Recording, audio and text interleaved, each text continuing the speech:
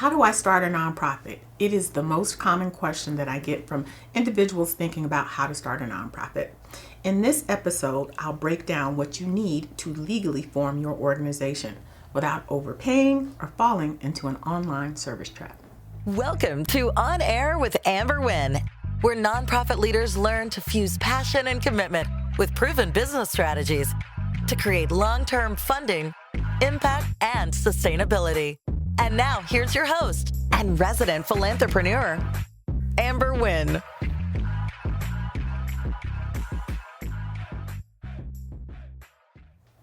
Hey fam, it is your girl, Amber Wynn, Philanthrepreneur.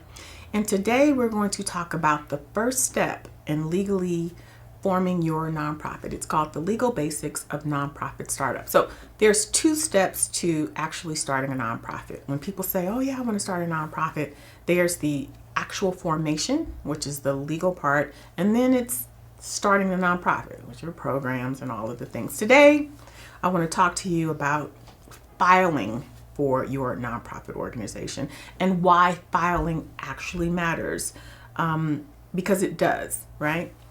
So I get the question, of course, always, well, should I file it myself? Should I pay for an attorney to do it? Like, what does filing even mean? When you decide to start a nonprofit, what you need to understand is there are rules and regulations, right? You are starting a business. And so in any state, when you start a business, the authorized agency, which is the Secretary of State, needs to know that you're forming a business. So think of it like a birth certificate, right? We're going to bring a life into this world. You're bringing a business into the world. So the first thing you want to do is to file what's called an articles of incorporation. And what that does is it lets the authorized agency know that you are forming a business.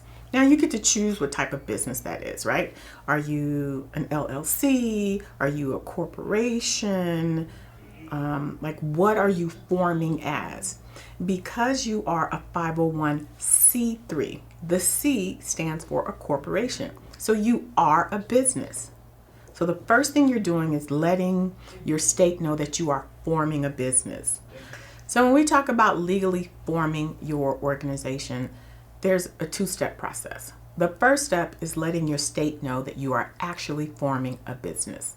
A 501c3, the C stands for corporation. So that's the type of business that you are going to form.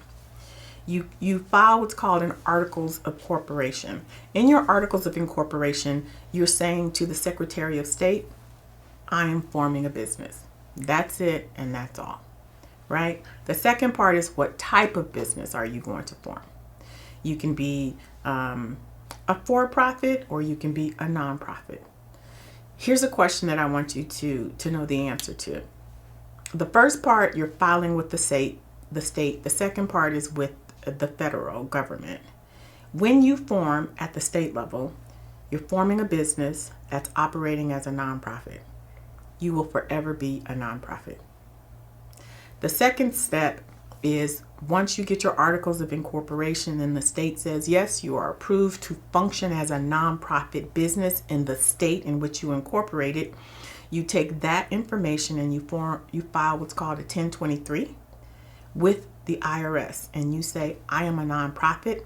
Now I need your approval to become tax exempt.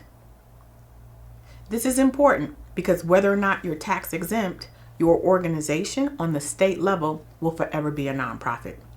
When I say you can lose your tax exempt status, that is from the federal government. That is from the IRS. You can function as a nonprofit without tax exempt status because the business is a nonprofit. To become a public charity where people can actually get the tax benefit, you have to get approved from the IRS. So when we talk about legally starting your organization, it's a two-step process, and that first step is filing with the state, and then the second step is actually filing with the IRS. When we come back, I'm going to talk to you about why those two different types of steps happen and what they mean when we come back. Most founders don't realize that there are more applicants than there is money. This fact impacts a nonprofit's fundability. Nonprofit founders should administer research on their competitors, determine if their community is oversaturated, and identify their competitive advantage before they start a nonprofit. Check out How to Validate Your Nonprofit Idea, a step-by-step guide on how to administer the research you need to validate your idea before spending hundreds of hours and thousands of dollars, only to struggle to fund it. Get your copy today. Welcome back. You're on air with Amber Wynn, and today we're talking about how to start a nonprofit. It's a two-step process, and step one is basically the legal process for starting a nonprofit. The reason why you have to legally form, if I'm just being honest, it comes down to taxes, right? As a public charity, the IRS says the revenue that you generate won't be taxed. That is the benefit that you get from being a public charity. So if you only do that first step, which is to file with the Secretary of State, as a business, as a nonprofit business, you will have to pay taxes on the revenue that you generate. It's when you do that second step and you become tax exempt that the IRS then says, okay, we won't charge you on the revenue that you generate in support of your mission. Now, here's the part that most people don't know. When they start a nonprofit, they think a nonprofit is exempt from paying taxes. That is not true. When you form as a business on the state level, right, you have to report to the authorized agencies. So let's just say you hire a staff. You have to pay taxes on the payroll, right? You don't get exemptions from that. You don't get exemptions from paying taxes on those mandatory things that all businesses have to pay on. If you exceed the amount of revenue that you bring in support of your mission, meaning if the advertising funds, if the marketing funds exceeds 49% of your revenue in support of your mission, then you will have to pay taxes on that. Right? It's called unrelated business income tax, and your accountant will let you know. That's why it's important for you to understand that the revenue that you generate has to support your mission. Otherwise, it's taxable. So I have people saying all the time, why am I paying taxes? I thought I was a nonprofit. The tax exempt part is on the revenue that you generate in support of your mission. So let's recap. To start a nonprofit, you have to file with the Secretary of State first on the state level, be approved as a nonprofit functioning within your state. The second part is then you get approval from the IRS. They say, yes, what you've submitted, it seems like it's going to benefit the public good, right? It's going to function in a way that's going to help a majority of people, not just you, not just your board. Okay, we're going to give you tax exempt status. Once you have tax exempt status, now people can write that off, right? Now, it's important for me to also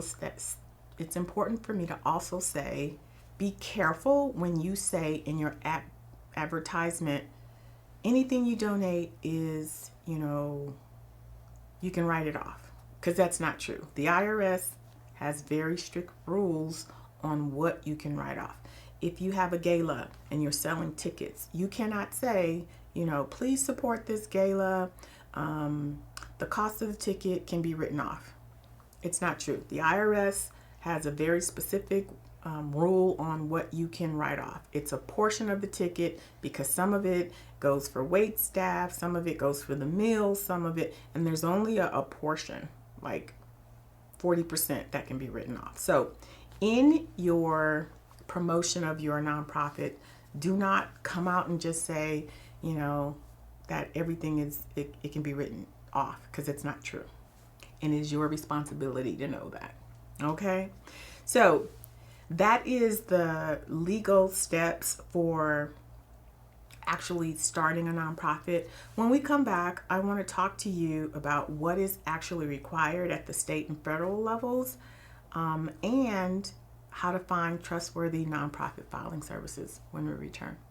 A nonprofit is a business governed by agencies on the local, state, and federal levels, authorized to revoke a nonprofit's tax-exempt status for non-compliance. Don't put your funding in jeopardy. Get the nonprofit compliance checklist to make sure you don't forget to file required forms to the agencies that can derail your operations for months. Compliance is 50% of a nonprofit's funding strategy. Getting the grant is half the work, but keeping it and getting it renewed is the other half. Don't spend hours writing grants only to have them rejected because your tax-exempt status has been revoked. Keep your organization active and in good standing. Order your copy today. Hey fam, we're back, and today we're talking about the first step in legally starting your nonprofit, right? Because there's two things. You can start a nonprofit and you can start a nonprofit. When we're talking about that first step, it's forming a legal entity. And that requires you notifying the state and the IRS that you have formed a business. A 501c3, the C stands for a corporation, and a corporation is a business. Now, I have people say to me all the time, well, I lost my tax exempt status. Does that mean I can't get a grant? No, you're still a business. You're still operating as a nonprofit, so you can get a grant. It is up to the funder to determine whether or not they want to give you the grant, because they will not be able to get the tax write-off, right? You're still a public charity. You just no longer have that tax exempt status. So can you fundraise? Yes. You just need to let the funders know, yes, I'm a nonprofit. However, we don't have the tax exempt status. What I will tell you is most people, when they donate to a nonprofit, it's with the understanding that they'll be able to write it off. With all of these new laws and everything, it may not even make a difference, and people are giving just because they want to give. But for some people, they give because, yes, they want to give and they want that tax benefit. So if you lose your tax exempt status, 9 times out of 10, if they are a funder, they're going to do their due diligence and they're going to run your tax ID number and find out whether or not your tax exempt status is active or not. But if they don't, and you know that your tax exempt status has been revoked, then you want to let them know. And then it's up to them whether or not they can, whether they can, because it may be in their charter that they can only give to a nonprofit with tax exempt status. But just be upfront and let them know. Now, what is required? Because your nonprofit is managed by the state, the federal, and the local levels, you are required to file with these agencies. So the Secretary of State, you have to file what's called a Statement of Information, and that's due every year. And you have to file with the Tax Franchise Board if you have employees, so that they know that they're getting the payroll taxes, right? You have to file your what's called 990s. Those are your business taxes. You've got to file those every year.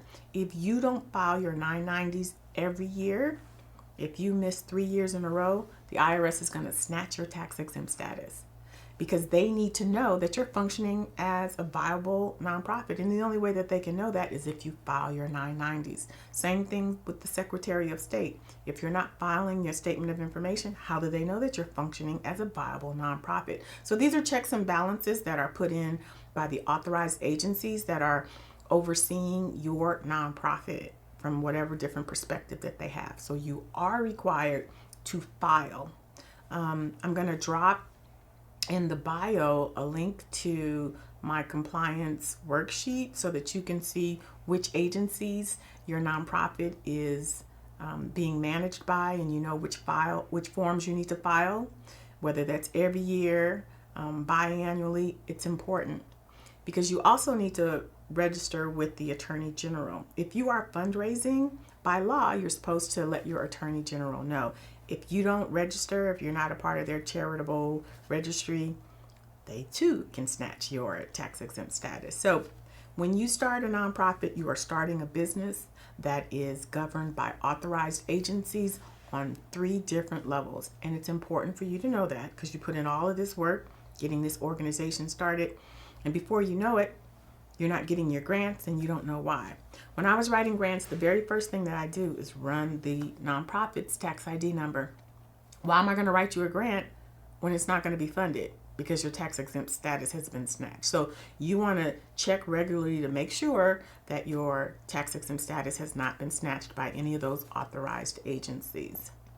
All right, so the last thing I wanted to cover is filing for your nonprofit status. I have people say, oh, I have an attorney who's going to do that. Don't go to an attorney. Attorney's going to charge you attorney fees, right? There are credible nonprofit filing services out there. They're going to charge you anywhere between $500 to $2,000. I think, as a point of reference, $900 to $1,200 is the going rate. And how do you find them? I say that you get referrals, people that you trust and you know. You can hit me up. I'll give you the information for the person that I refer all my nonprofits to. But basically, you want to ask around and say, hey, do not use those online legal platforms, because it is a bait and switch, in my opinion. They're like, hey, start your nonprofit for $49. So you get the $49, but it was just for the articles of incorporation. Then they come back and say, hey, you need to file with the state, and then that's an additional $900. And they're like, oh, now you need to file with the, like they lure you in by thinking you can do it for $49, and then there's another level, and by the time you finished, it's like $2,000, right? And then they give you boilerplate information. It's not customized to what it is that you do. They give you a boilerplate bylaws. Your bylaws is the Bible. So I just like when my nonprofits work with local filing services so that they can get that customization, because it's going to impact you, in the long run. I've had people have challenges with getting board members off the board because they had bylaws that were just boilerplate, standardized, and it just didn't fit what it was they were trying to do. And they didn't know. So just take that into consideration and know that in order for you to start a nonprofit, it is a legal process by which you have to get approval on the state level and then also on the federal level. Now we're going to move into the episode where you get to ask Amber your question. Listen, I've been in the nonprofit sector for 30 years. I can talk, right? But I want to make sure that the information that I'm providing to my audience is something that they want to hear and they need to hear. And maybe I just don't know the question. So you have an opportunity to ask your question. Hit me up on any of my socials, DM me, email me. Today's question comes from Shelly from Syracuse. Shelly, what's your question? Hey there, Amber. My name is Shelly. I'm finally ready to start my nonprofit. I'm so excited. My question is, should I do the paperwork myself? Hire a lawyer? Use LegalZoom? I'm pretty smart. I just graduated with my MBA from Syracuse, so I'm pretty sure I can figure it out. But what are your thoughts? Well, isn't that timely? No, I don't think you should do the paperwork yourself. Is it hard to do? No, it's not. But here's the thing. When you file for your nonprofit, there are certain questions that a regular preparer knows how to answer, right? You may think it's not a big deal to say that your nonprofit is providing a said service in a certain way, but when the reviewer on the IRS reads it, they're going to be like, that sounds like a conflict of interest. So I've had people do it themselves and they've gotten approved. I've had more people do it themselves and it's gotten rejected, and they've had to go back and back and back until they get the wording right. So I would not necessarily, for my nonprofit, I did not file it on my own. So I wanted to make sure that the person who filed my, paperwork, they knew what they were doing. I don't have to worry about it. So ask for referrals. Other people who have nonprofits, say, who filed yours? Are you happy with them? How many times did it take until you got approved? How long did it take? Sometimes that has nothing to do with the preparer. It has to do if there's a backlog with the IRS. But ask the question. I do not recommend using a lawyer, because the lawyer is not going to do the work. They're going to give it to a paralegal. They're going to charge you their attorney fees, but they're going to have the paralegal do it. Why not just go to someone who's going to charge you reasonable prices, get it done and approved?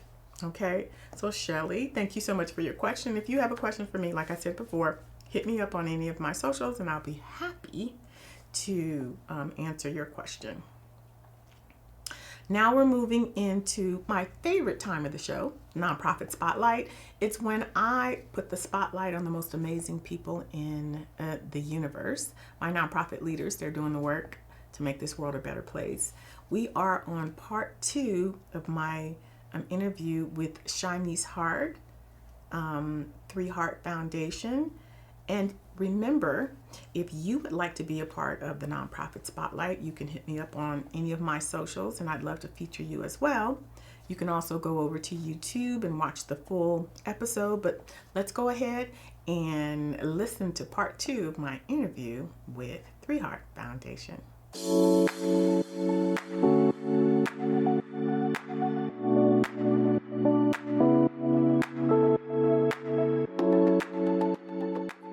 Domestic violence, and 18 plus women of color. We come and meet.